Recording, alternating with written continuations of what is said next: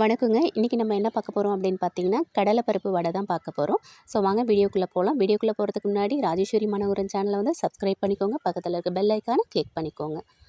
So கடலைப்பருப்பு வந்து ஒரு 200 கிராம் எடுத்து நல்லா ஊற வச்சுருக்கேன். ஸோ ஒரு அரை மணி நேரம் ஊறினா போதும், நல்லா வந்து ஊறி போயிடும்.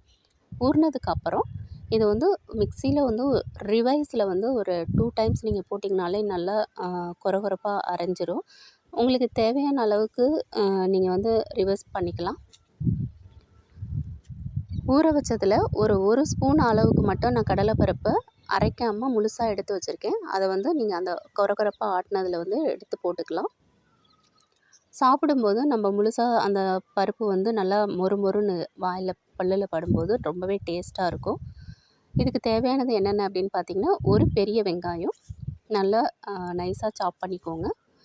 2 பச்சை மிளகாய், அரை கப்பு வந்து கொத்தமல்லி, இஞ்சி வந்து ஒரு துண்டு, கருவேப்பிலை வந்து 2 லீஃப் வந்து முழுசாக போட்டிருக்கேன். நல்லா நறுக்கி போட்டுக்கோங்க.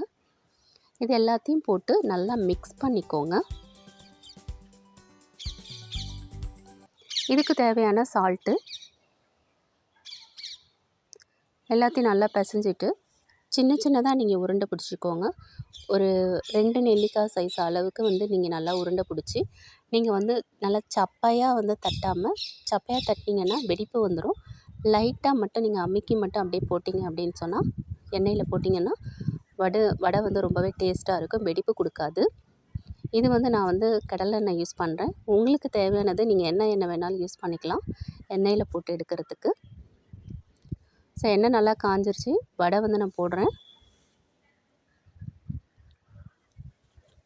நம்ம வந்து ஈவினிங் டைமில் வந்து நம்ம பசங்க வர டைமுக்கு வந்து ஏதாவது ஸ்நாக்ஸு செஞ்சு கொடுக்கணும் இல்லையா? செஞ்சு கொடுப்பாங்க. நம்மளுக்கு நேரம் இருக்காது நிறைய டைமு. ஸோ சும்மா பிள்ளைங்கள கூப்பிட போகிற டைமுக்கு வந்து நம்ம இதை ஊற வச்சுட்டு போனோம் அப்படின்னா, எல்லாமே ரெடி பண்ணி வச்சுட்டு போனோம் அப்படின்னா, ஈவினிங் பிள்ளைங்க வந்தோனதுக்கப்புறம் டீ போட்டு கொடுக்கும்போது இந்த ஸ்நாக்ஸ் செஞ்சு கொடுத்தா ரொம்பவே சுட ரொம்ப சூப்பராக இருக்கும். அதுவும் இந்த மழை சீசன் டைம்லாம் ரொம்பவே நல்லாயிருக்கும். நல்லா பபிள்ஸ்லாம் அடங்கிடுச்சு. இந்த பபிள்ஸ் அடங்கிடுச்சுனாலே வடை வந்து வெந்துருச்சு.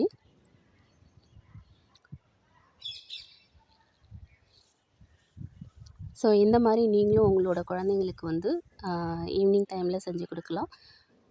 ரிலேட்டிவ் வீட்டுக்கு வந்து எமர்ஜென்சியாக வந்துட்டால் கூட ஒரு 1 ஹவர் 2 ஹவர் இருக்காங்க அப்படின்னாக்க, உடனே நீங்கள் வந்து வடையை ஊற வச்சு, கடலைப்பருப்பை ஊற வச்சு நீங்கள் ஒரு ஃபாஸ்ட்டாக செஞ்சீங்க அப்படின்னா சூப்பராக செஞ்சிடலாம். இது ஊற வைக்கிற டைம் மட்டும்தான் உங்களுக்கு வந்து டைம் எடுக்கும். மற்றபடி செய்கிற டைம் வந்து ஜஸ்ட்டு ஒரு 7 மினிட்ஸ் மட்டும்தான் ஆகும். ஸோ நான் இப்படி தான் வந்து கடலைப்பருப்பு வடை வந்து செஞ்சுருக்கேன். ஸோ நீங்களும் உங்கள் வீட்டில் நீங்கள் எப்படி பண்ணுவீங்க அப்படிங்கிறத கண்டிப்பாக எனக்கு வந்து கமெண்டில் சொல்லுங்கள். நானும் அது மாதிரி பண்ணி பார்க்குறேன். இந்த வீடியோ உங்களுக்கு பிடிச்சிருக்கு அப்படின்னு சொன்னால் லைக் பண்ணுங்கள், ஷேர் பண்ணுங்கள், மறக்காமல் சப்ஸ்கிரைப் பண்ணிக்கோங்க. தேங்க்யூ.